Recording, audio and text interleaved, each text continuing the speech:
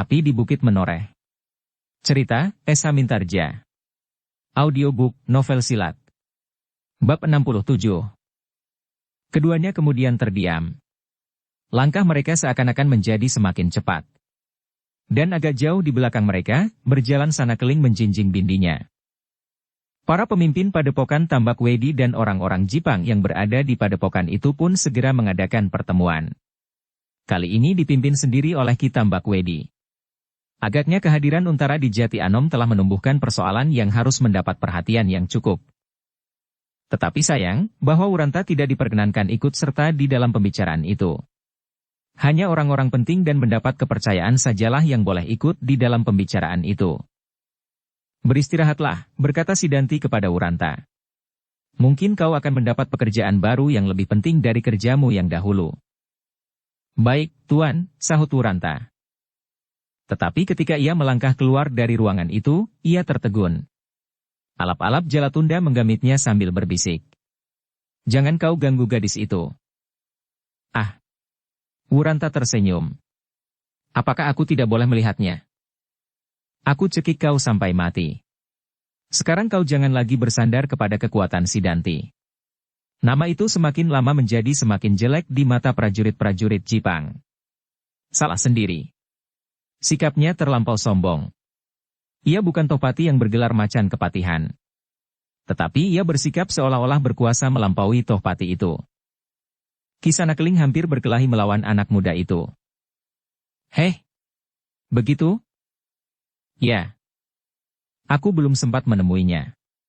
Aku harap demikian. Kalau tidak, maka akulah yang akan berkelahi kelak. Perkara gadis itu?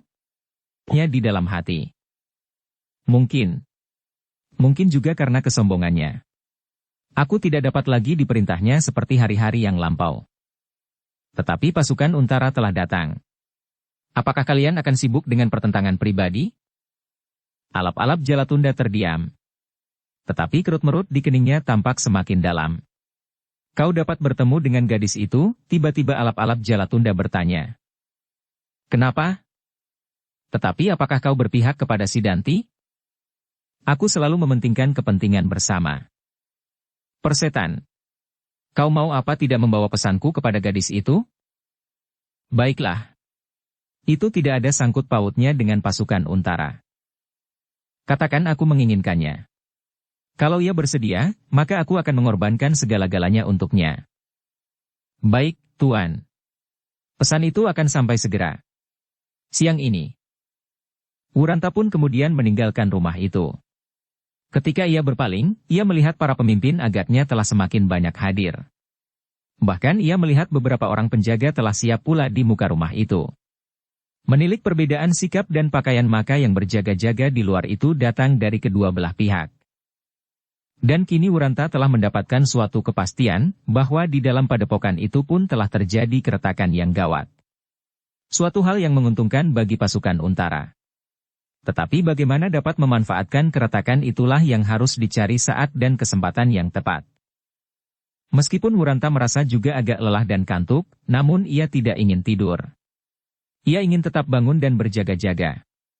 Kalau ada sesuatu keputusan mengenai dirinya, maka ia tidak akan diseret selagi ia sedang tidur. Tetapi tiba-tiba Wuranta teringat akan pesan alap-alap Jalatunda untuk menemui Sekar Mirah dan menyampaikan pesannya. Pesan yang gila. Wuranta menarik nafas dalam-dalam. Apakah aku akan menyampaikan pesan itu? Sementara itu matahari yang telah mulai memanjat langit di ujung timur, telah memancarkan sinarnya yang kekuning-kuningan. Dedaunan menjadi cerah dan segar. Tetes-tetes embun yang masih menyangkut di rerumputan memantulkan kilatan cahaya matahari yang binar. Wuranta masih saja duduk di muka pondokan yang diperuntukkannya. Pondokan pada sebuah rumah yang didiami oleh seorang laki-laki dan perempuan tua. Suami istri yang agaknya telah terlampau lama menghuni padepokan ini. Apakah Angger tidak ingin tidur? Bertanya kakek penghuni rumah itu. Kemanakah Angger semalam tadi pergi? Jalan-jalan saja, Kek, sahut Wuranta. Tak ada seorang anak muda dari padepokan ini yang sempat berjalan-jalan. Tetapi agaknya Angger bukan anak muda dari padepokan ini. Aku anak Jati Anom. Oh, pantas, Pantas. Aku baru melihat Angger setelah Angger ditempatkan di rumah ini. Ya, Kek. Bagus. Angger telah memilih pihak yang benar.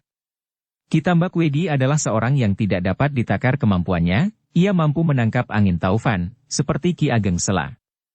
Mampu menangkap petir.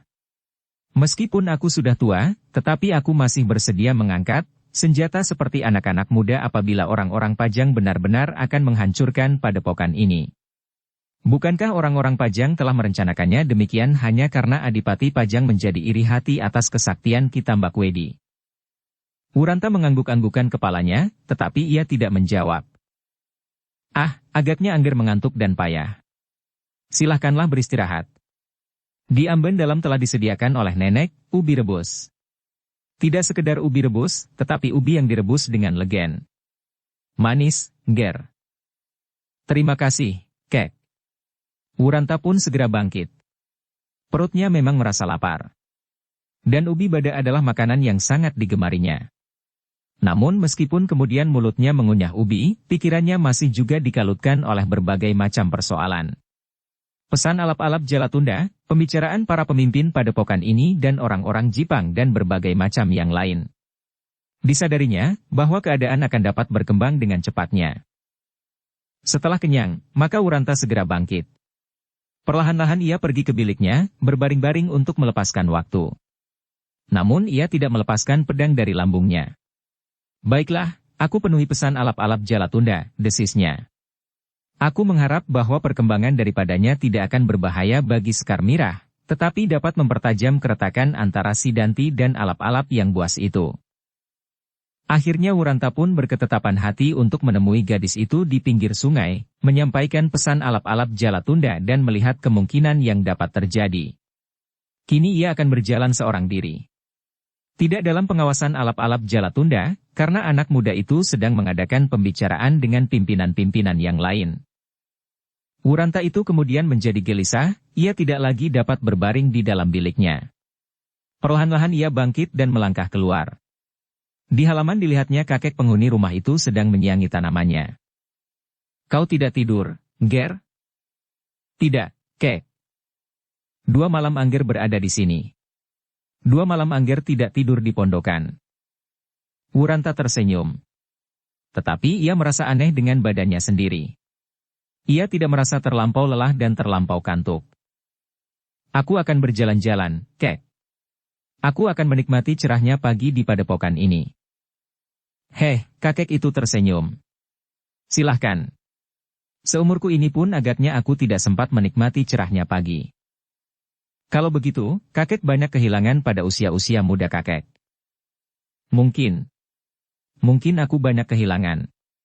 Tetapi aku banyak pula menemukan. Aku kehilangan cerahnya pagi, tetapi aku dapat menyadap ilmu Ki Tambak Wedi sebanyak-banyaknya. Ilmu kasampurnan lahir dan batin. Ilmu macam apakah itu? Ilmu kasunyatan. Persoalan kita adalah persoalan yang nyata. Kita manfaatkan apa yang dapat kita lihat dan kita raba dan kita rasakan. Maknanya, bertanya Wuranta. Kemampuan berpikir menguasai alam. Memecahkan teka-teki yang memenuhi keadaan di sekitar kita. Dengan demikian maka kita akan menjadi rajin bekerja dan mencari. Menguasai dan memanfaatkan alam. Menghisap saripatinya. Itu saja. Apalagi? Itulah sebabnya kakek banyak kehilangan. Kakek tidak dapat menikmati cerahnya pagi. Apalagi menikmati kurnia pencipta pagi yang cerah. Yang memiliki rahasia yang tak akan terpecahkan, sehingga sia-sialah kakek menghabiskan umur. Laki-laki itu terkejut mendengar jawaban Wuranta, sehingga ia terhenyak beberapa saat. Ditatapnya wajah anak muda yang tersenyum-senyum itu. Tiba-tiba orang tua itu berkata, agaknya Angger mempunyai pengetahuan yang berbeda. Oh, aku sama sekali tidak berpengetahuan, kakek. Apalagi berilmu. Tetapi aku hanya sekedar mencoba mengerti tentang diri sendiri. Siapa dan apakah aku ini? Kasihan, orang tua itu seakan-akan mengeluh. Kasihan benar kau, Ger. Lihat, betapa Ki Tambak Wedi mampu menjadikan dirinya seorang yang maha sakti karena ia mampu memecahkan teka-teki alam di sekitarnya. Dari manakah Ki Tambak Wedi menemukan kekuatannya dan kemampuannya yang luar biasa itu? Justru ia menguasai dan memanfaatkan kekuatan alam di sekitarnya. Wuranta tersenyum. Ia tidak akan dapat berbantah dengan orang tua itu.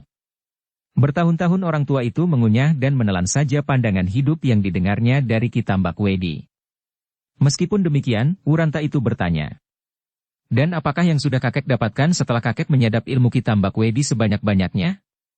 Ilmu yang dapat kakek pergunakan menangkap taufan atau menangkap asap atau menangkap petir seperti Ki Ageng Sela.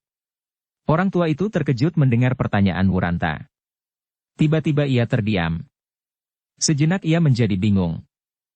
Wuranta masih saja tersenyum. Tiba-tiba ia berkata, "Sudahlah kakek, bekerjalah. Aku akan berjalan-jalan. Aku tidak pernah berusaha menghisap kekuatan yang diberikan oleh alam seperti cara yang ditempuh oleh Ki Tambak Wedi. Tetapi aku ingin menikmati cerahnya pagi. Mengucap syukur kepada pencipta pagi yang cerah dan memohon kekuatan kepadanya untuk menghadapi tiap kesulitan." Kepada siapa? Orang tua itu bertanya.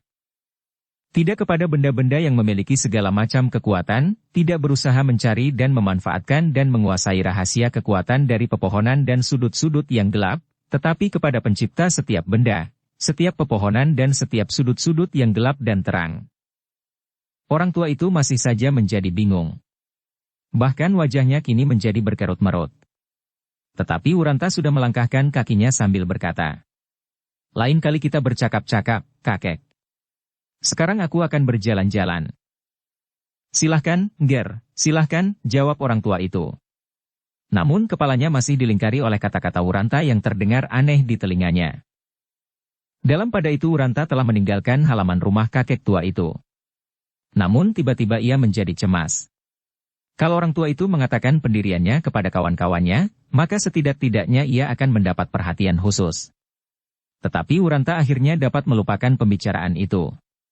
Kakek tua itu pasti tidak akan mempersoalkannya, karena orang tua itu tidak segera memahami kata-katanya dan kata-katanya sendiri. Langkah Wuranta itu kemudian membawanya ke jalan padepokan yang kemarin dilewatinya bersama alap-alap Jalatunda. Menyelusuri tebing sungai. Sepanjang jalan Wuranta selalu mereka-reka, bagaimana ia akan menyampaikan pesan alap-alap Jalatunda kepada Sekar Mirah. Mudah-mudahan ia tidak salah mengerti, desis Wuranta seorang diri. Mudah-mudahan ia sadar akan persoalan yang dihadapinya dan dapat memanfaatkannya. Tetapi alangkah kecewa Wuranta ketika ia sampai ke belik sungai itu. Ia tidak melihat Sekar Mirah mencuci pakaiannya seperti kemarin. Desahnya. Agaknya tidak setiap hari ia pergi ke sungai mencuci pakaian. Mungkin hari ini pakaiannya tidak ada lagi yang dicucinya. Bagaimana aku dapat menemuinya? Wuranta itu menjadi agak bimbang. Apakah ia dapat menemui gadis itu di pemondokannya? Wuranta tidak berani menerima akibat dari perbuatannya itu. Kalau para penjaga dan pengawas melihatnya, maka akibatnya adalah kegagalan seluruh tugasnya. Apa yang harus aku lakukan? Gumamnya. Tetapi tanpa disadarinya langkahnya telah menyelusuri jalan menuju ke pondokan Sekar Mirah. Sekali dua kali dijumpainya juga beberapa orang laskar yang sedang meronda. Tetapi para peronda itu seakan-akan tidak menghiraukannya. Mereka telah mengenal Wuranta, karena Wuranta sering berjalan bersama Sidanti, alap-alap Jalatunda, dan pemimpin yang lain. Tetapi tanpa diduga-duganya langkahnya terhenti. Di lorong sempit yang menuju ke sungai ia melihat Sekar Mirah berjalan di depannya dalam arah yang berlawanan. Tiba-tiba saja hatinya menjadi berdebar-debar. Dan tiba-tiba saja keringatnya mengalir membasahi punggungnya. Aku hanya sekedar membawa pesan, desisnya di dalam hati untuk menenangkan perasaannya sendiri. Mudah-mudahan ia tidak salah terima. Dadanya menjadi semakin tegang ketika di kejauhan ia melihat Sekar Mirah itu tersenyum kepadanya. Senyum yang cerah, secerah sinar pagi yang mengusap ujung pepohonan. Langkah mereka, semakin lama menjadi semakin dekat. Dan jantung Wuranta seakan-akan berhenti berdenyut ketika ia mendengar gadis itu menyapanya. "Selamat pagi, Tuan." "Selamat pagi," jawab Wuranta tergagap. Sikapnya tiba-tiba berubah. Tidak selincah sikapnya kemarin. "Dari mana Tuan sepagi ini?" Wuranta agak kebingungan mencari jawab. Akhirnya sekenanya ia berkata, "Jalan-jalan, Nini." "Sepagi ini? Justru sepagi ini, Nini. Pagi yang cerah. Wuranta telah menjadi agak tenang sehingga kata-katanya telah mulai meluncur agak lancar. Tetapi meskipun demikian hatinya masih saja diliputi oleh kebimbangan tentang pesan alap-alap Jalatunda yang harus disampaikannya. Dalam pada itu terdengar Sekar Mirah bertanya pula. Kenapa Tuan hanya seorang diri? Di manakah kawan Tuan yang seorang kemarin? Ia adalah orang yang penting di dalam kedudukannya, Nini. Pagi ini orang-orang penting sedang mengadakan pertemuan. Sedang aku adalah seorang yang hampir tak berarti di sini. Sekar Mirah tersenyum. Katanya. Tuan terlampau merendahkan diri. Aku berkata sebenarnya. Aku harap demikian. Tetapi bagaimanakah kedudukan kawan Tuan kemarin di samping kedudukan Sidanti? Ada bedanya Nini, Sidanti adalah pemimpin padepokan ini, sedang alap-alap Jalatunda adalah pemimpin Laskar Jipang. Sekar Mirah mengangguk-anggukan kepalanya. Ia menyangka bahwa Wuranta adalah anak muda dari padepokan ini. Kalau Wuranta itu salah seorang Laskar Jipang, maka setidak-tidaknya ia pernah mendengar nama Sekar Mirah sebagai seorang putri Demang Sangkal Putung yang akan dapat membedakan kedudukan Sidanti dan alap-alap Jalatunda. Sebab keduanya pernah berada di sekitar Sangkal Putung, bahkan Sidanti sendiri pernah berada di Kademangan itu. Tetapi hal itu tidak penting bagi Sekar Mirah. Ia tidak pula bertanya kenapa justru anak itu menjadi sahabat alap-alap Jalatunda, meskipun Sekar Mirah tidak tahu bahwa persahabatan itu adalah persahabatan yang semu, yang didorong pula oleh keharusan alap-alap Jalatunda mengawasi Wuranta. Dengan sadar Sekar Mirah menghadapi keduanya. Sidanti dan alap-alap Jalatunda. Itulah sebabnya ia bertanya. Jadi alap-alap Jalatunda itu benar-benar seorang pemimpin Laskar Jipang? Ya. Alangkah menarik. Usianya agaknya masih cukup muda. Tetapi ia telah memangku kedudukan yang cukup berat. Ya. Sayang ia tidak berjalan bersama Tuan pagi ini. Kening Wuranta berkerut. Debar dadanya menjadi semakin deras. Ia merasa bahwa ia telah mendapatkan kesempatan. Tetapi ia masih saja ragu-ragu. Apakah sepagi ini para pemimpin padepokan ini sudah mulai mengadakan pembicaraan? Dalam keadaan khusus, Nini. Kenapa? Pasukan Untara telah berada di Jati Anom.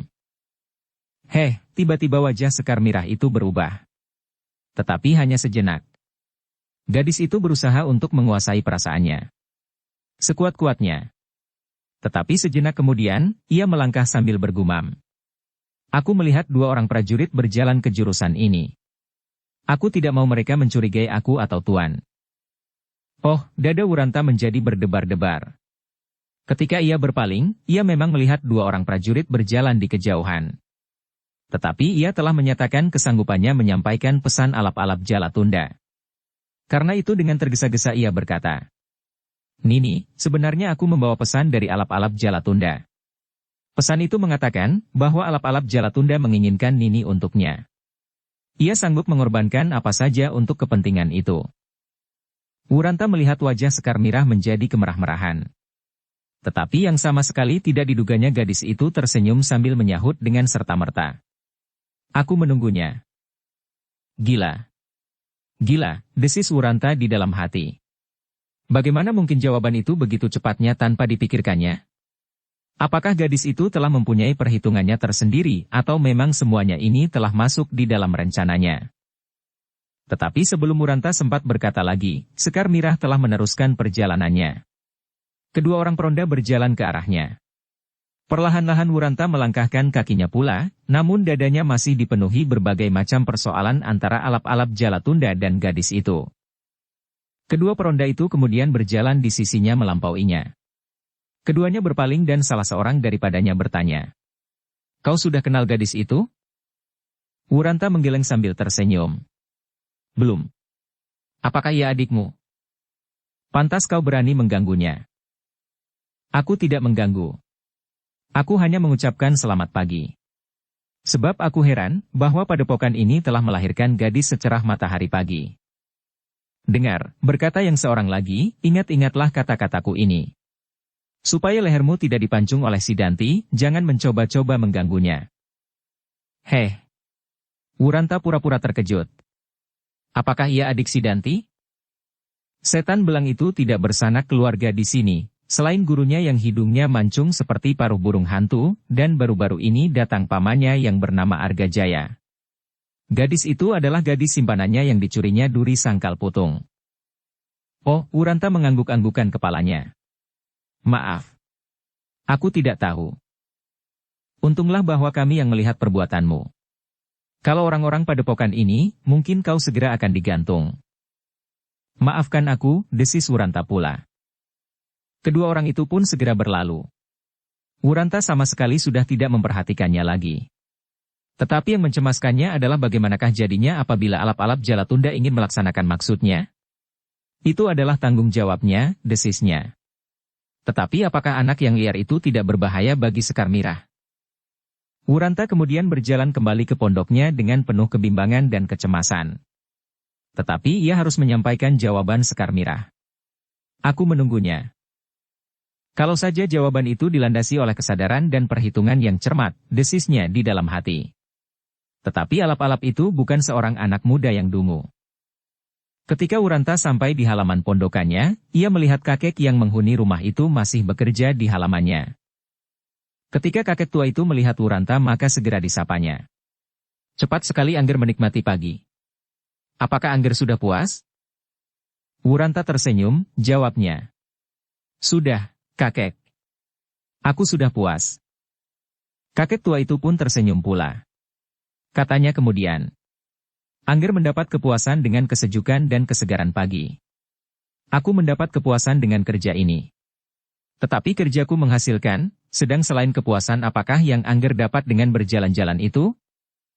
Wuranta mengerutkan alisnya. Tetapi kemudian ia tersenyum kembali, jawabnya. Kau mendapatkan sesuatu yang langsung dapat kau rasakan, bahkan kau raba, kek. Lalu, apakah ada hal-hal lain daripada ini? Tentu. Berapa umurmu, kek? 50 tahun. Hei. Wuranta terkejut mendengar jawaban itu. Kenapa kau terkejut, Ger? Dukung channel Novel Silat dengan subscribe, follow, like, komen dan share. Kakek terlampau banyak bekerja. Kakek kurang sekali menikmati keindahan pagi. Itulah sebabnya dalam usia kakek yang baru setengah abad itu, kakek tampaknya telah terlampau tua. Ayahku adalah seorang petani yang bekerja setiap hari hampir sehari penuh. Tetapi setiap kali ayahku menengadahkan wajahnya ke langit. Melihat matahari yang baru terbit di pagi hari atau melihat bintang gemintang yang bergayutan di langit di malam hari. Setiap kali ayahku menyebut nama penciptanya, maka hatinya menjadi tenteram dan damai. Kedamaian hati dan kerja yang tekun itulah agaknya yang menjadikan ayahku masih kelihatan terlampau muda meskipun umurnya sudah 75 tahun. Kakek tua itu mengangguk-anggukan kepalanya. Benarkah itu? Ya, kek. Aku tidak berbohong. Kerja keras, tetapi kita gembira karena kita menyadari arti dari hidup kita. Aku melihat kakek terlampau tekun bekerja, tetapi kerja itu menjadi tujuan hidup kakek. Kalau aku tidak bekerja begini keras, aku akan mati kelaparan, Ger. Kerjalah, kek. Kerja keras. Tetapi hidup bukan sekedar bekerja. Kalau aku seorang yang kaya raya, Ger, maka aku tidak perlu bekerja begini berat. Wuranta kini tertawa. Ia mengerti jalan pikiran kakek tua itu. Sedang kakek tua itu menangkap kata-katanya begitu antah, seperti kata-kata yang terucapkan. Tetapi kakek itu tidak dapat menangkap maksud yang seharusnya diungkapkan dari balik kata-katanya. Karena itu maka Wuranta berkata, "Maaf, kakek. Aku terlampau lelah, aku ingin beristirahat." Silahkan, Ger. Silahkan beristirahat. Angger juga terlampau keras bekerja, supaya Angger tidak menjadi lekas tua. Wuranta tertawa semakin keras. Jawabnya. Iya, iya kek. Tetapi aku menyadari arti dari kerja yang aku lakukan. Bukan karena sekedar takut kelaparan. Ah, orang tua itu mengerutkan keningnya, tetapi ia pun kemudian tertawa. Namun suara tertawanya sama sekali tidak mengungkapkan pengertiannya atas kata-kata Wuranta. Tetapi Wuranta tidak menghiraukannya lagi. Ia ingin beristirahat, menganyam persoalan yang baru saja dihadapi dan masih harus dipecahkannya. Tanpa menanggalkan pakaian dan pedangnya, Wuranta merebahkan dirinya di sebuah amben bambu di dalam bilik yang diperuntukkan baginya. Terdengar amben itu berderit, dan berderit pula lah hati anak muda itu. Desisnya. Ternyata pekerjaan ini tidak semudah yang aku sangka. Mudah-mudahan aku berhasil. Wuranta yang lelah itu akhirnya sekali dua kali menguap, dan sejenak kemudian maka ia pun telah tertidur. Tetapi agaknya anak muda itu tidak cukup lama beristirahat. Tiba-tiba ia terkejut ketika ia mendengar pintu berderak. Cepat ia meloncat bangun dan dilihatnya alap-alap Jalatunda berdiri di hadapannya, memandanginya seperti seekor harimau lapar melihat seekor rusa yang masih muda. Wuranta, desisnya. Kau mampu bangun dari tidur secepat itu, dan secepat itu siap pula berdiri tegak, menghadapi setiap kemungkinan? Wuranta tidak tahu arah pertanyaan itu, karena itu ia tidak menjawab. Desis alap-alap Jalatunda. Ternyata kau bukan anak muda sebodoh yang aku sangka. Sejak aku melihat kau berkelahi di perjalanan ke Jati Anom, aku sudah menyangka bahwa kau memiliki bekal cukup untuk bermain-main dengan pedang. Apakah yang sebenarnya Tuan maksud? Kau sudah mengganggu Sekar Mirah. Dua orang melihat dan memberitahukan kepadaku. Ingat, dengan sedikit ramuan kata-kata, aku dapat menggerakkan Sidanti untuk memancungmu di perapatan. Apakah katanya? Kau agaknya membanggakan kepandaianmu yang sama sekali tidak berarti itu? Kapankah Tuan lihat aku berkelahi dengan seorang laki-laki di perjalanan ke Jati Anom? Tiba-tiba alap-alap Jalatunda terbungkam. Tanpa disadari ia telah terlanjur mengatakan apa yang sudah dilihatnya ketika ia dengan diam-diam mengikuti Wuranta. Sebenarnya Wuranta sama sekali tidak terkejut mendengarnya, tetapi ia harus berpura-pura tidak tahu. Tuan, aku tidak tahu kata-kata Tuan semuanya. Aku sama sekali tidak mengganggu Sekar Mirah. Aku sama sekali tidak berkelahi dengan siapapun juga. Memang aku bertemu, dan ditegur oleh dua orang laskar Tuan. Tetapi apakah aku harus menjawab bahwa aku sedang menyampaikan pesan alap-alap Jalatunda kepada Sekar Mirah? Bukankah lebih baik bagi Tuan jika aku mengiyakan dan pura-pura saja tidak tahu siapakah gadis itu? Alap-alap Jalatunda mengangguk-anggukan kepalanya mendengar jawaban Wuranta.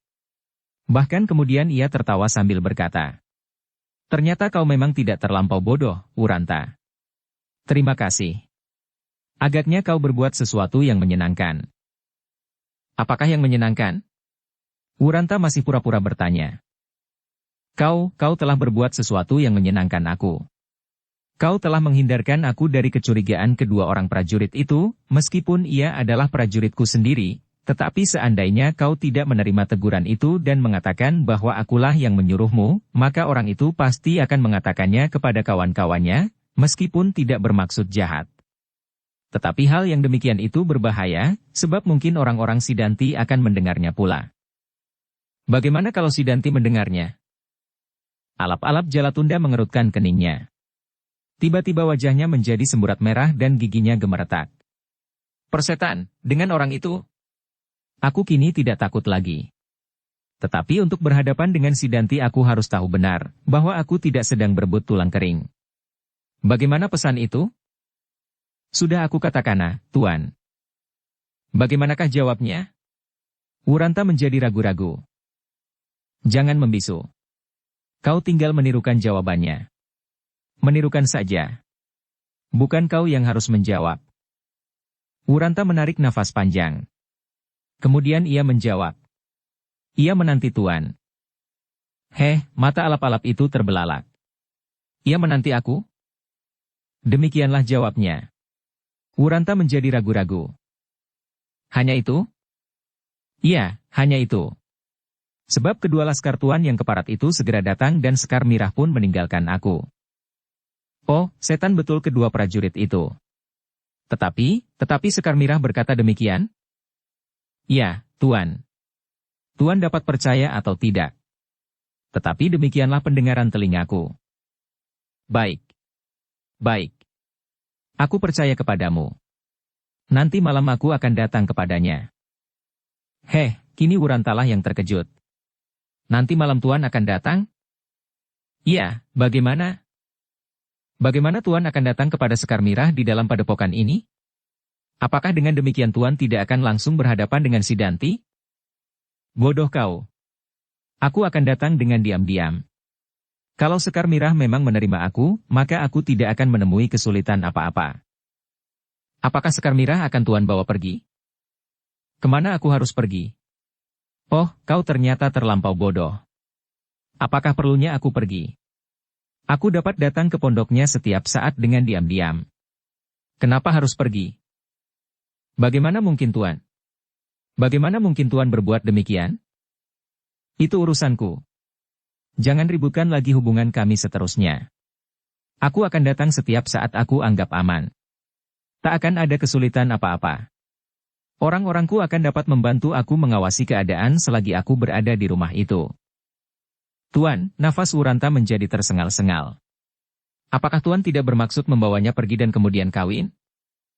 Kawin, sahut alap-alap Jalatunda hampir berteriak karena terkejut mendengar pertanyaan itu. Tetapi kemudian suara tertawanya pun meledak. Demikian kerasnya sampai tubuhnya berguncang-guncang. Jawabnya. Oh anak yang malang. Kenapa kau berpikir bahwa aku akan kawin? Apakah saat seperti ini adalah saat yang baik untuk kawin? Tidak Wuranta. Aku tidak mau kawin sebelum aku memenangkan peperangan ini. Aku cemas kalau malam ini aku kawin, besok aku ditangkap Untara. Lalu apa yang akan Tuan lakukan? Tidak apa-apa. Hubungan kami tidak perlu diikat dengan perkawinan atau ikatan macam apapun. Sekar Mirah akan dapat kawin dengan siapa saja kelak. Dengan Sidanti atau dengan orang lain. Oh, keringat dingin kini memenuhi tubuh Wuranta. Ini adalah perbuatan yang liar dan bahkan biadab. Seandainya Sekar Mirah menyadari perbuatannya sebagai suatu usaha untuk melepaskan diri dari lingkungan padepokan ini, maka ia akan kecewa. Bahkan mungkin ia akan kecewa sepanjang hidupnya menghadapi alap-alap yang buas ini. Kenapa kau menjadi bingung? Bertanya alap-alap Jalatunda. Tidak. Aku tidak bingung. Aku hanya sedikit kurang mengerti. Kenapa Tuan tidak saja mengambilnya sebagai istri? Bukankah dengan demikian hubungan Tuan dengan gadis itu tidak akan pernah merasa tenteram? Bukankah Tuan telah mengatakan akan mengorbankan apa saja untuk kepentingan itu? Aku kira juga kedudukan Tuan dan cita-cita Tuan. Tuan akan dapat meninggalkan padepokan ini dan hidup di tempat yang jauh bersama gadis itu setelah Tuan melamarnya kepada ayahnya. Sekali lagi alap-alap Jalatunda itu tertawa terbahak-bahak. Tidak, tidak demikian Wuranta. Tetapi kau jangan menghiraukan persoalan ini. Kau sudah cukup berjasa bagiku. Kau telah mengikat hubungan yang tak berhasil aku sambung sendiri. Aku dapat berhubungan dengan perempuan-perempuan yang cukup dewasa menghadapi keadaan, tetapi menghadapi gadis-gadis yang masih terlampau hijau aku menjadi canggung. Dan bahkan aku menjadi bingung. Itu adalah pertanda bahwa sebenarnya Tuan merasa bahwa tubuh Tuan tidak lagi sesuai untuk gadis-gadis seperti Sekar Mirah. Apa? Tiba-tiba wajah alap-alap Jalatunda menjadi merah. Kau maksudkan bahwa aku tidak pantas berhubungan dengan Sekar Mirah? Wuranta terkejut melihat sikap alap-alap Jalatunda itu. Agaknya kata-katanya terdorong terlampau tajam, sehingga alap-alap itu menjadi marah kepadanya. Karena itu, maka seterusnya ia mencoba mengendalikan dirinya dan mencoba mempergunakan pikirannya untuk menguasai perasaannya. Ketika kemudian dilihatnya alap-alap Jalatunda benar-benar marah, maka Wuranta menahan dirinya sekuatnya untuk tidak berkata terlampau lancang. Wuranta, geram alap-alap Jalatunda dengan mata yang menjadi kemerah-merahan. Ternyata kau benar-benar gila dan ingin mati di padepokan ini. Kau mencoba mencampuri persoalanku dengan Sekar Mirah. Kau mencoba mempengaruhi perasaanku supaya aku menjauhkan diri dari gadis yang menurut katamu justru telah bersedia menungguku. Wuranta menarik nafas dalam-dalam. Katanya dengan sangat hati-hati. Tuan agaknya salah paham. Alap-alap Jalatunda mengerutkan keningnya. Tetapi ia tidak segera menjawab. Aku berkata bahwa Tuan merasa tubuh Tuan tidak sesuai lagi untuk gadis-gadis seperti Sekar Mirah. Aku tidak mengatakan bahwa sebenarnya demikian. Tuan, kata-kataku belum selesai. Lanjutannya adalah, seharusnya Tuan jangan merasa demikian. Supaya Tuan tidak menjadi canggung apalagi bingung. Alap-alap Jalatunda menggigit bibirnya. Tetapi ia menggeram. Wuranta, aku tahu bahwa kau mencoba mempermainkan kata-kata. Tetapi aku tahu benar maksud kata-katamu. Aku bukan anak-anak yang dapat kau kelabui dengan kalimat-kalimat yang kau susun jungkir balik. Kau memang berkata seperti yang ingin kau katakan. Aku tidak salah paham. Tetapi yang tidak jelas bagiku adalah maksud kata-katamu itu. Apakah kau sebenarnya ingin mempengaruhi aku agar menjauhkan diri dari Sekar Mirah dan memberi kesempatan kepadamu, ataukah karena kau sekedar terdorong oleh perasaanmu sehingga kau mengucapkan kata-kata itu? Wajah Wuranta segera menjadi semburat merah. Alap-alap Jalatunda sebenarnya memang bukan anak-anak. Ternyata ia menangkap usahanya untuk memperbaiki kesalahannya. Tetapi hatinya menjadi lega ketika alap-alap itu berkata, "Wuranta, kali ini kau aku maafkan, sebab aku mengira bahwa kau hanya terlanjur saja menuruti perasaan. Ternyata kau menyampaikan pesan itu kepada Sekar Mirah. Malam nanti aku akan datang kepadanya. Kalau kau tidak sebenarnya menyampaikan pesan itu, maka kau akan aku gantung di perapatan di muka regol Padepokan dengan 1000 macam alasan yang pasti akan diterima oleh setiap orang yang tinggal di Padepokan ini. Apalagi keadaan kini menjadi semakin tegang karena kedatangan Untara. Ki Tambak Wedi sendiri akan melihat, apakah benar pasukan Untara itu segelar sepapan seperti yang kau katakan." Agaknya Ki Tambak Wedi kurang percaya dan ia mempunyai perhitungan tersendiri. "Justru karena itu aku harus segera mendapatkan Sekar Mirah sebelum besok, atau lusa aku harus bertempur melawan orang-orang Pajang di Jati Anom. Mungkin Ki Tambak Wedi tidak akan menunggu mereka kemari, tetapi kitalah yang akan datang ke sana." Dada Wuranta menjadi berdebar-debar mendengar kata-kata alap-alap Jalatunda itu. Bukan saja karena alap-alap Jalatunda itu tahu tepat perasaannya mengenai Sekar Mirah, tetapi juga tentang sikap Ki Tambak Wedi. Ternyata Ki Tambak Wedi benar-benar seorang yang mempunyai pandangan yang cermat menghadapi pasukan Pajang. Ia tidak lekas percaya dan mempunyai daya pengamatan yang jauh. Dalam pada itu alap-alap Jalatunda berkata seterusnya, "Nah, sekarang beristirahatlah. Jangan mencoba mengkhianati aku dengan segala macam fitnah yang dapat kau sampaikan kepada Sidanti, supaya kau selamat di padepokan ini. Jangan kau sangka bahwa Sidanti mempercayamu sepenuhnya, apalagi Ki Tambak Wedi. Hari ini Ki Tambak Wedi akan ke Jati Anom, sedang kau harus tinggal di padepokan ini sampai besok. Ki Tambak Wedi akan berbuat menurut pertimbangannya. Baik atas orang-orang Pajang di Jati Anom, maupun terhadapmu." Dada Wuranta menjadi semakin berdebar-debar. Terasa sikap Ki Tambak Wedi itu berbahaya baginya. Dalam keadaan yang demikian maka Wuranta itu pun teringatlah kepada Ki Tanumetir. Menghadapi Ki Tambak Wedi, Ki Tanumetir mendapat sikap yang seimbang. Karena itu, maka keadaannya akan banyak tergantung pada permainan antara kedua orang tua-tua itu. "Tetapi hari ini aku harus tetap berada di padepokan ini," katanya di dalam hati. Tetapi Wuranta itu terkejut ketika ia mendengar alap-alap Jalatunda berkata, "Beristirahatlah. Tidak hanya hari, tetapi kau dapat beristirahat sampai besok. Sampai Ki Tambak Wedi menentukan sikap. Aku mengucapkan terima kasih bahwa kau telah membantuku apabila katamu benar, bahwa kau telah menyampaikan pesan itu kepada Sekar Mirah." Wuranta tidak segera menjawab. Ia masih dikuasai oleh kegelisahan. Dan ia mendengar alap-alap Jalatunda itu berkata, "Aku akan pergi. Maaf bahwa aku tidak dapat berbuat sesuatu untuk mengusir prajurit-prajurit yang kini ditempatkan di sekitar rumah ini. Itu bukan atas kehendakku. Bukan pula kehendak Sidanti. Sidanti hanya bercerita tentang kau, bagaimana kau diketemukan dan bagaimana kau mendapat kepercayaan daripadanya. Ki Tambak Wedi ternyata mempunyai sikap tersendiri kepadamu. Kau harus tetap tinggal di sini sampai jatuh keputusan lain dari orang tua itu." Wuranta mengangguk-anggukan kepalanya. Ia berusaha untuk menguasai dirinya dengan baik. Perlahan-lahan ia bergumam, "Baik. Aku akan tetap tinggal di sini menunggu keputusan itu. Mudah-mudahan Ki Tambak Wedi berhasil melihat keadaan sesungguhnya di Jati Anom, sehingga kecurigaan yang ada itu segera hilang." Wuranta menjadi curiga ketika ia melihat alap-alap Jalatunda tersenyum. Senyum itu terlampau aneh baginya.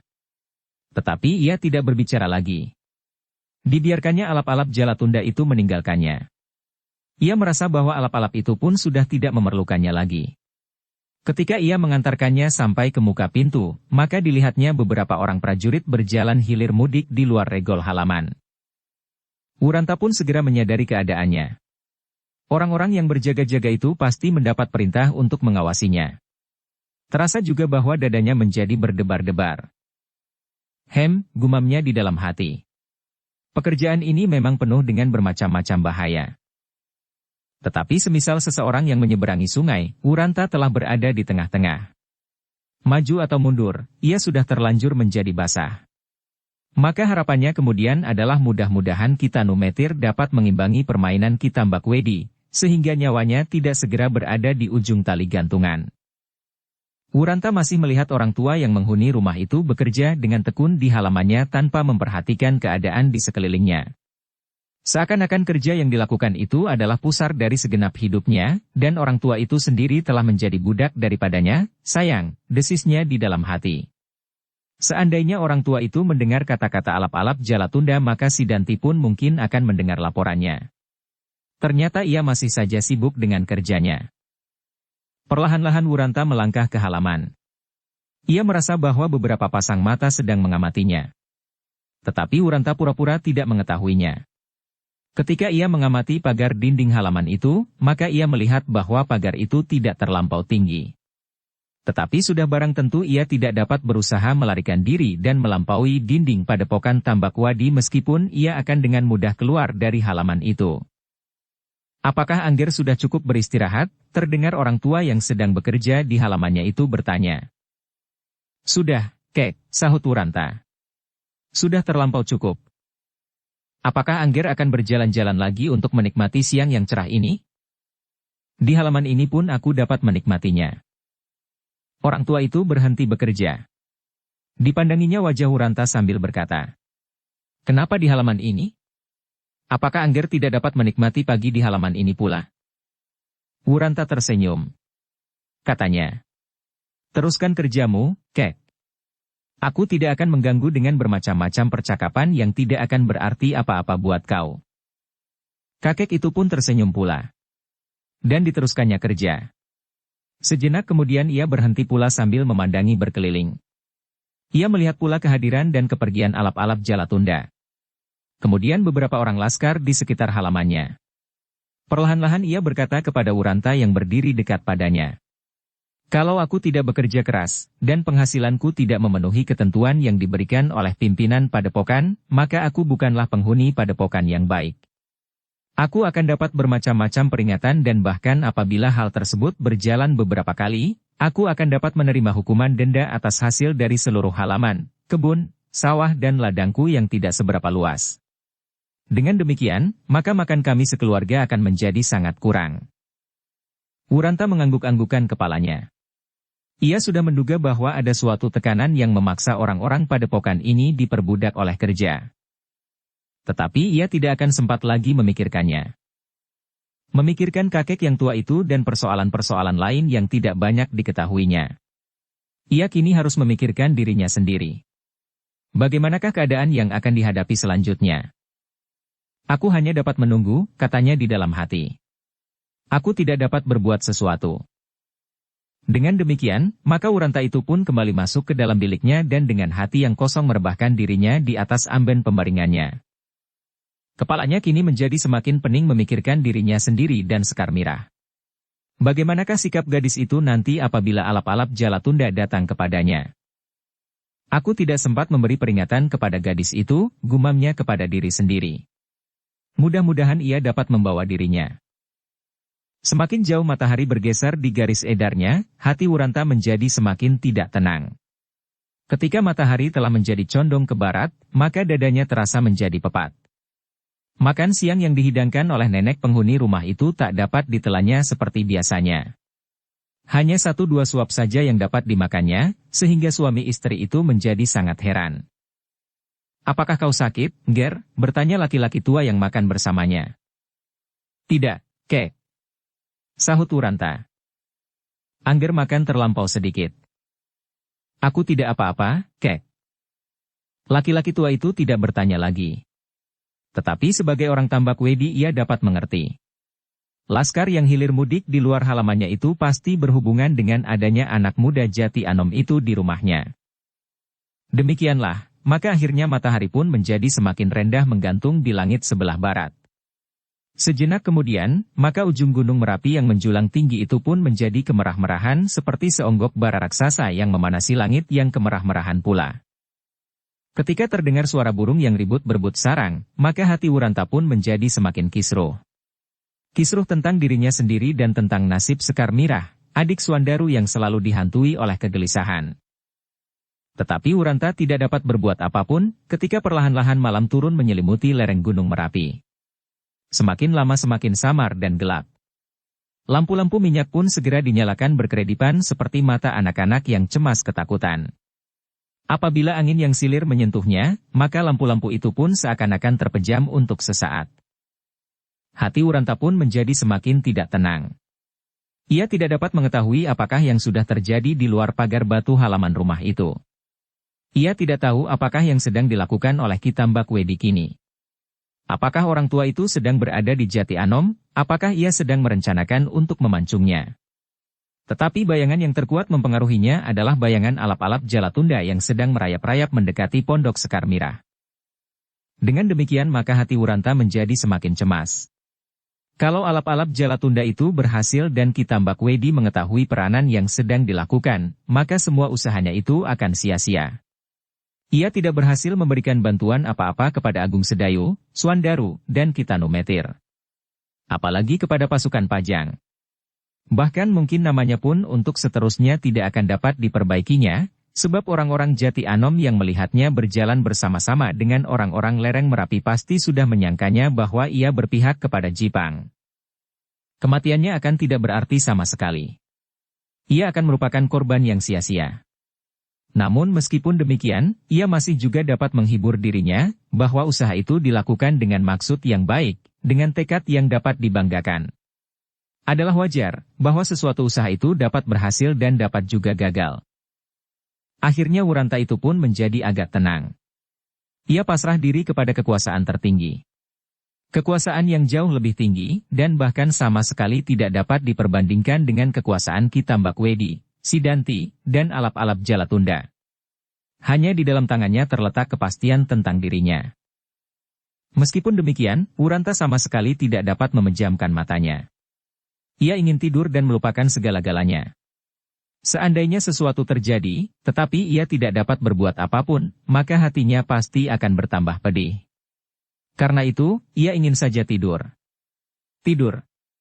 Namun meskipun ia ingin tidur, ia sama sekali tidak menanggalkan pedangnya, dan selarak kancing pintu biliknya pun dipasangnya.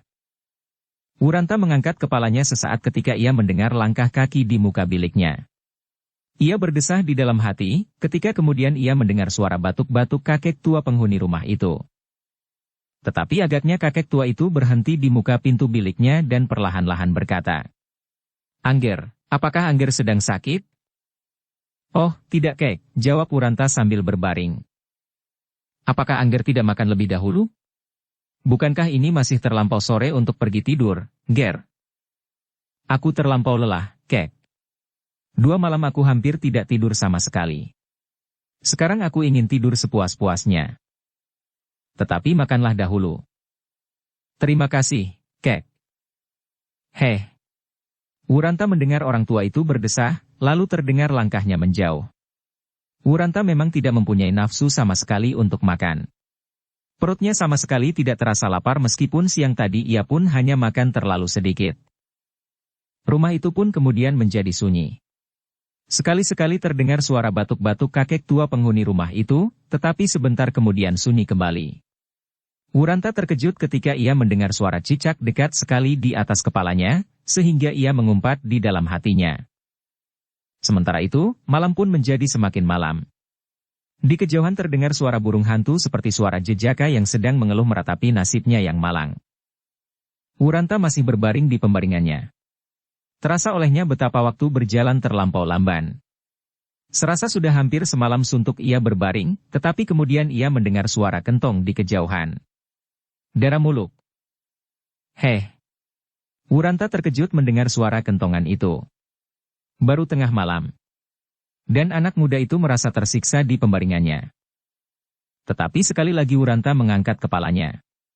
Kemudian ia berusaha untuk mengatur nafasnya, supaya orang di luar biliknya menyangkanya bahwa ia sudah tidur, karena ia mendengar desah langkah mendekati biliknya. Namun yang didengarnya itu bukan hanya langkah seseorang. Siapakah mereka? Pertanyaan itu berputus di dalam dadanya. Sejenak kemudian Wuranta mendengar pintu lerek biliknya diketuk orang perlahan-lahan. Dan Wuranta itu pun kemudian mendengar suara di luar. Angger Wuranta. Apakah Angger sudah tidur? Wuranta mempertajam pendengarannya. Memang tidak hanya satu orang yang berdiri di luar pintu biliknya. Dan tanpa disengaja tangannya meraba hulu pedangnya. Apalagi yang akan terjadi? Apakah kita Mbak Wedi sudah mendapat kesimpulan tentang diriku? Angger Wuranta, ia mendengar suara itu lagi. Kakek tua itu, desis Wuranta di dalam hatinya. Tetapi Wuranta tidak segera menjawab. Sekali lagi terdengar ketokan di pintunya dan suara orang tua itu terdengar lagi. Angger, bangunlah. Ada sesuatu yang barangkali penting bagi Angger? Wuranta menggeliat di pembaringannya. Perlahan-lahan ia menyahut dengan nada yang datar. Apa kek? Bangunlah, Angger. Ada yang penting bagi Angger. Apakah yang penting itu? Silahkan Angger keluar sebentar, hanya sebentar. Hati Wuranta berdesir.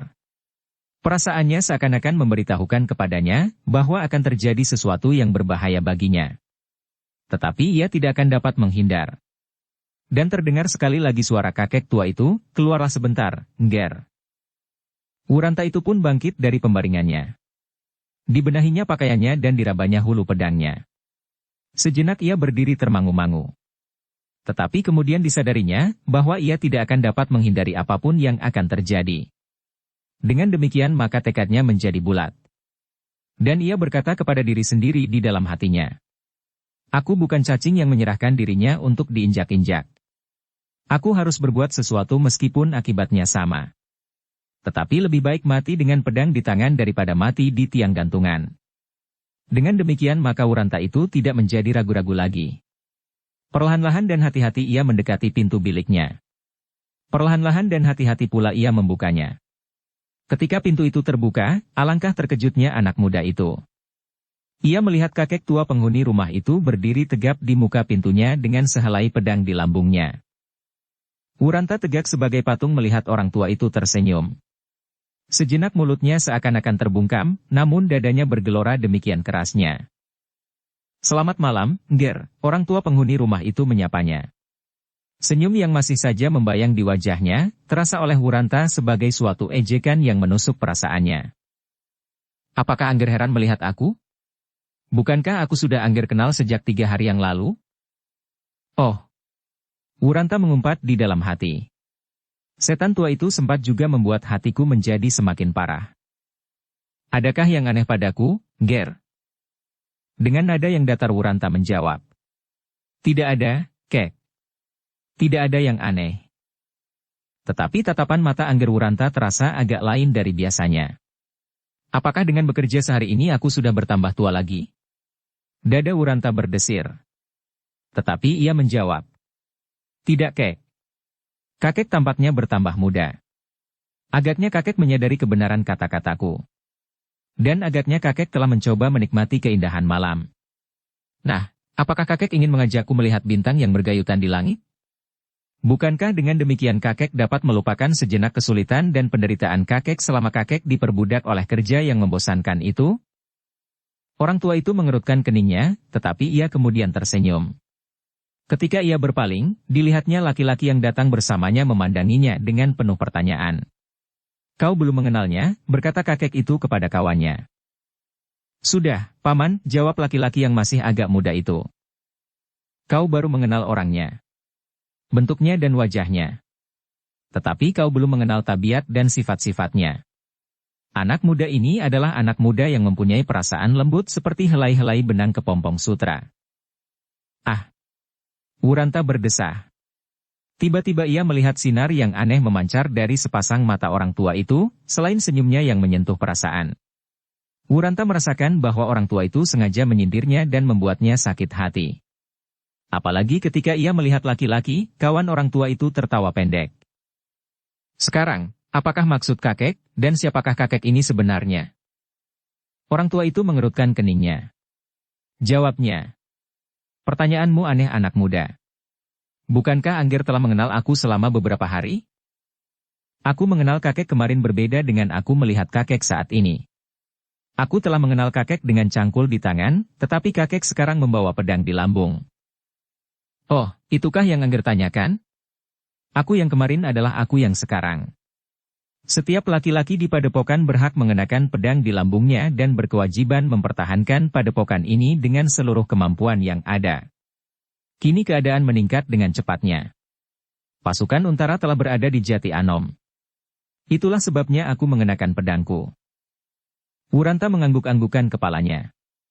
Katanya kemudian, "Nah, sekarang katakan maksudmu. Katakanlah kepentingan yang kau sebut-sebut itu." Dada Wuranta menjadi bertambah pepat ketika ia masih saja melihat kakek tua itu tersenyum. "Katakanlah," desak Wuranta tanpa sesadarnya. "Sabarlah, Nger," sahut orang tua itu. "Aku akan mengatakannya perlahan-lahan, supaya aku tidak salah ucap. Dengarlah baik-baik. Angger Wuranta, aku mendapat perintah dari Angger Sidanti untuk membawa Angger menghadap. Tengah malam begini?" Orang tua itu menjadi heran mendengar jawaban Wuranta. Apa bedanya tengah malam dan tengah hari? Bukankah bagi seorang prajurit, apalagi dalam keadaan yang penting semacam ini, tidak ada perbedaan waktu? Sekarang Angger harus menghadap. Besok pagi Angger Sidanti sudah akan mulai dengan sebuah gerakan yang menentukan.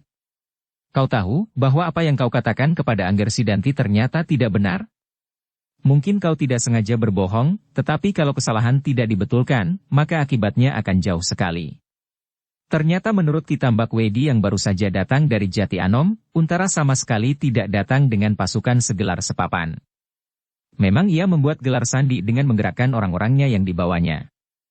Peronda yang hilir mudik dan penghubung-penghubung berkuda. Tetapi Kitambak Wedi tak dapat dikelabuhi. Itulah sebabnya Kitambak Wedi memutuskan, sebentar lagi kita berangkat ke Jati Anom.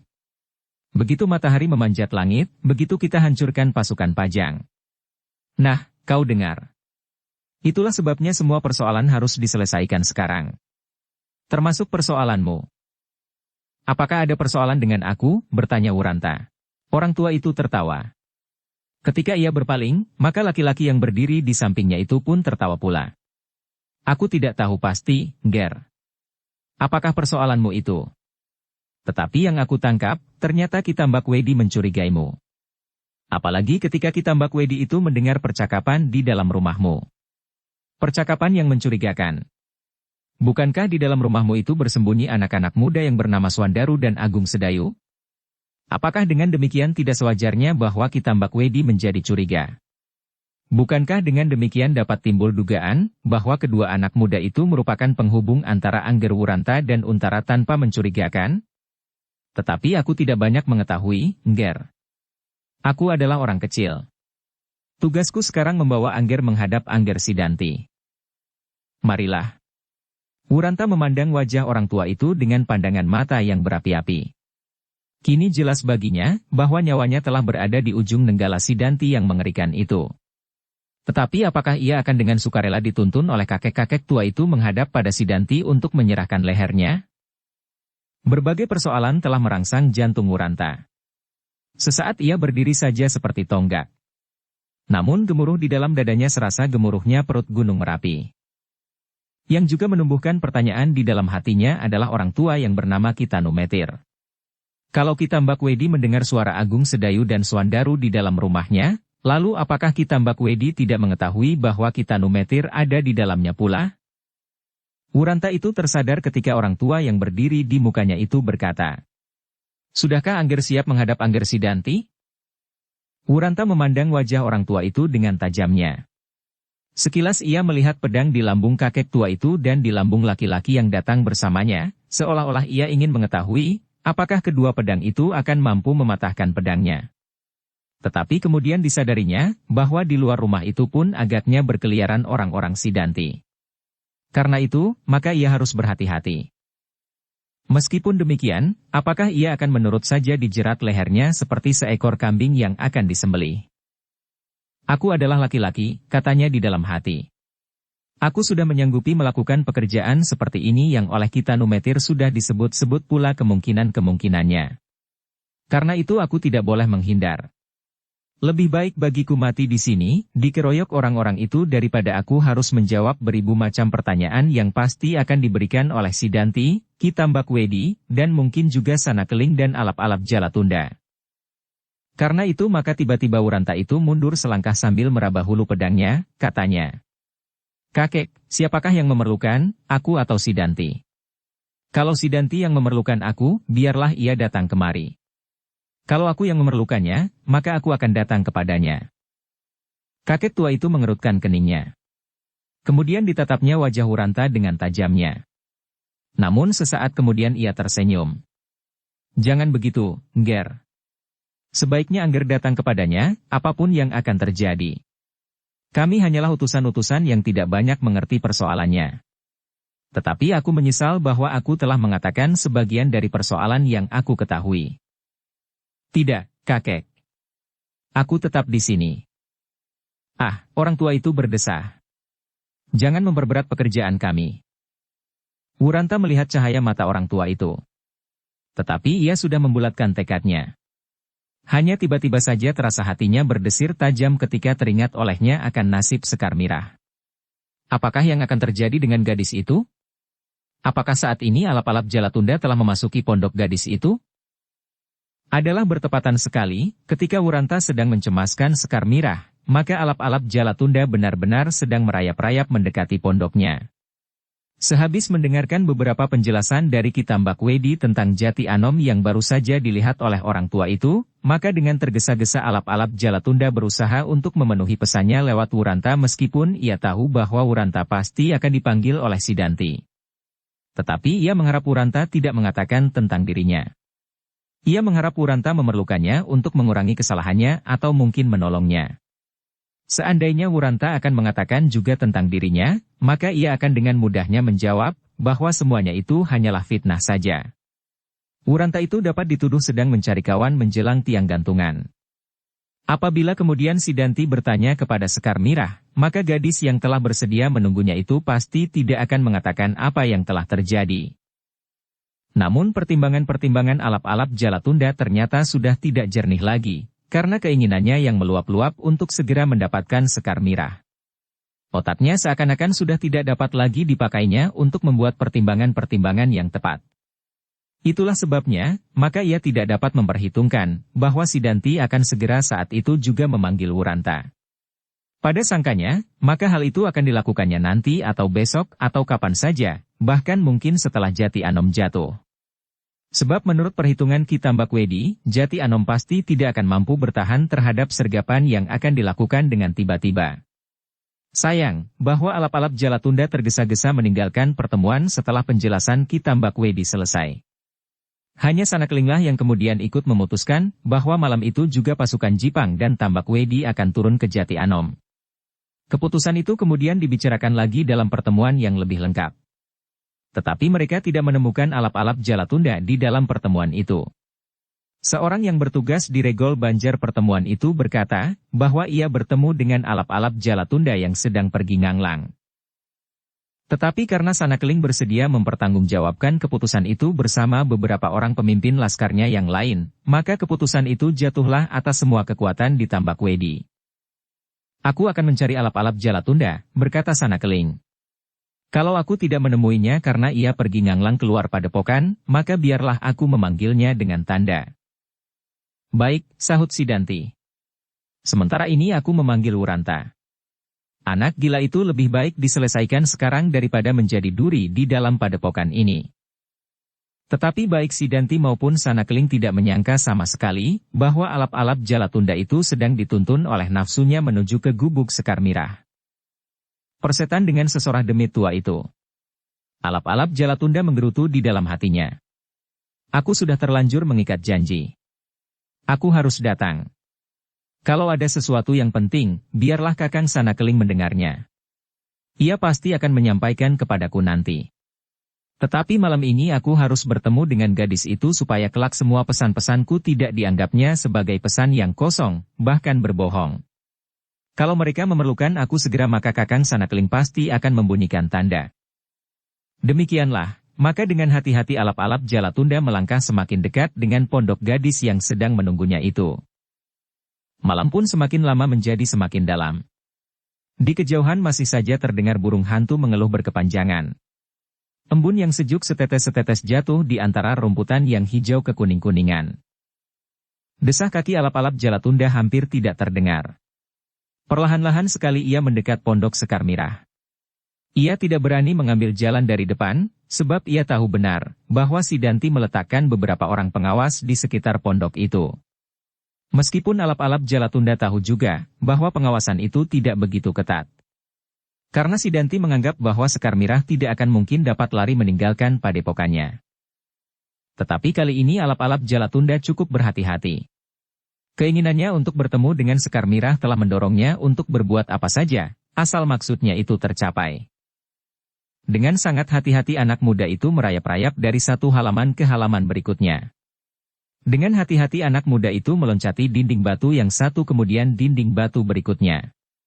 Ia harus mendekati pondok itu dari belakang, supaya tak seorang pun yang melihatnya. Pengenalannya tentang padepokan itu sudah cukup baik, sehingga dengan tidak banyak kesulitan, maka alap-alap Jalatunda itu pun menjadi semakin dekat. Ketika ia tinggal terpisah oleh selapis dinding batu, maka alap-alap itu berhenti sejenak. Dicobanya mengatur detak jantung, serta pernafasannya. Tengah malam, desisnya. Mudah-mudahan aku tidak dianggapnya berbohong.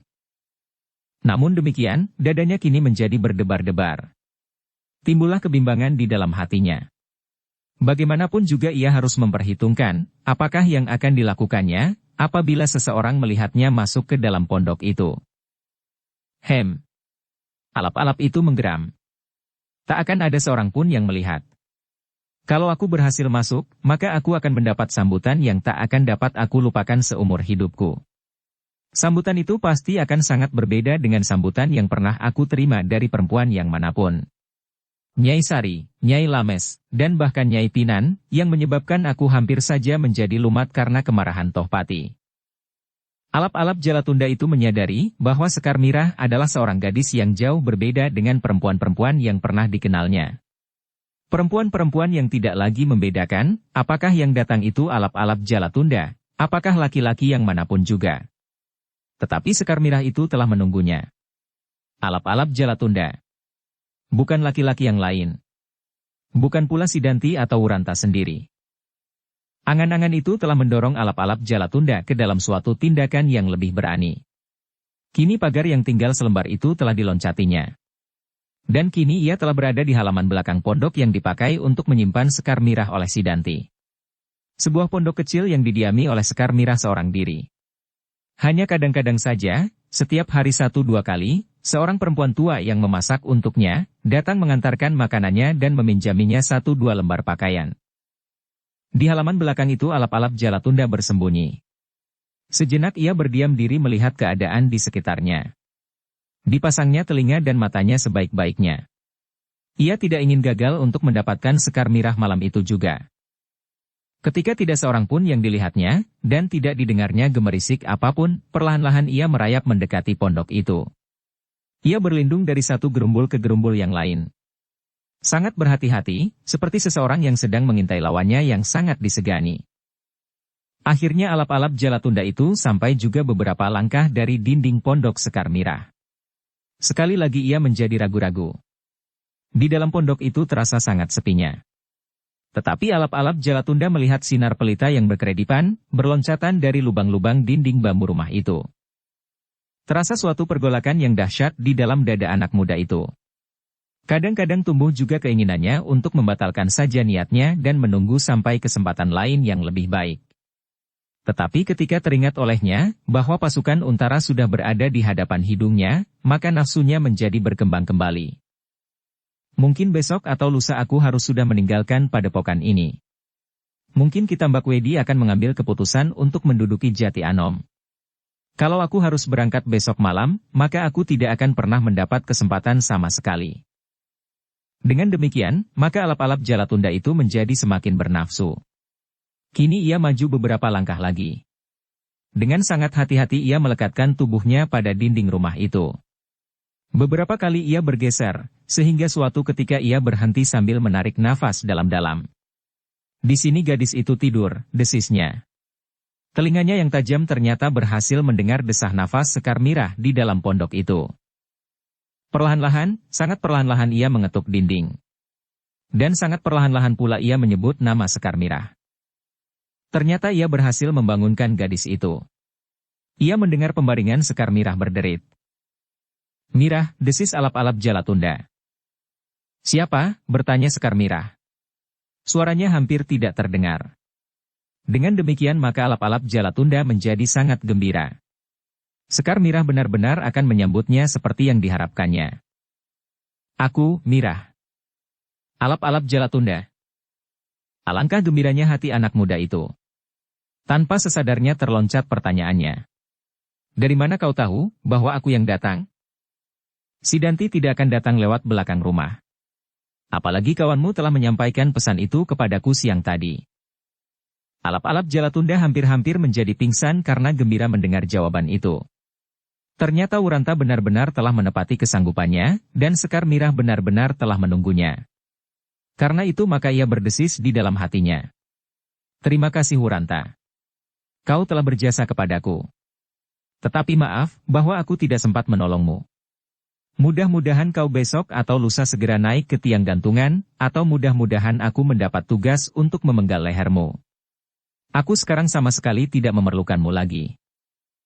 Ketika angin malam berdesah di dedaunan membawa udara yang sejuk dingin, maka terdengar alap-alap Jalatunda berbisik di balik dinding. "Sekar Mirah, apakah benar kau telah menungguku seperti yang dikatakan oleh Wuranta?" Sekar Mirah terdiam sejenak. Wajahnya menjadi kemerah-merahan. Meskipun demikian alap-alap Jalatunda mendengar suara Sekar Mirah sendat. Iya, aku menunggumu." Alap-alap Jalatunda menarik nafas dalam-dalam. Kini ia benar-benar telah mendengar sendiri apa yang dikatakan oleh Sekar Mirah. Maka ia tidak akan menjumpai kesulitan lagi masuk ke dalam gubuk itu, dan kemudian meninggalkannya. "Oh, alangkah bodohnya si Danti," desahnya di dalam hati. Ia tinggal akan menemukan Sekar Mirah yang sama sekali tidak seperti yang diharapkannya. Anak itu yang bersusah payah mengambilnya ke sangkal putung, maka akulah yang akan mendapatkannya. Agaknya aku tidak hanya mendapat kesempatan 1 kali 2 kali datang ke rumah ini, asal aku tidak terbunuh saja besok atau lusa di Medan Jati Anom. Seandainya terbunuh sekalipun, maka aku sudah tidak akan menyesal lagi." Alap-alap Jalatunda itu pun kemudian bergeser beberapa langkah maju sambil berbisik. "Sekar Mirah, aku akan masuk." "Masuklah, pintu tidak terkancing. Aku tidak memasang selarak di dalam." "Aku tidak dapat masuk lewat pintu, Mirah. Aku tidak ingin kedatanganku dilihat oleh para pengawas." "Kau akan masuk dari mana?" "Maaf Mirah. Aku akan membuka dinding bambu yang ringkih di sudut rumah ini. Tolong, singkirkanlah pelita, sehingga sinarnya tidak jatuh ke sudut di sebelah kanan ini." "Oh, apakah kau tidak akan mendapat kesulitan?" "Tidak Mirah. Pekerjaan itu terlampau mudah aku kerjakan." "Baiklah. Aku akan memindahkan pelita itu ke sisi sebelah kiri." Sesaat kemudian terdengarlah gemerisik kaki Sekar Mirah pada lantai pondoknya, perlahan-lahan gadis itu berjalan memindahkan pelita minyak tanah ke sisi yang lain. Bersambung ke bab 68.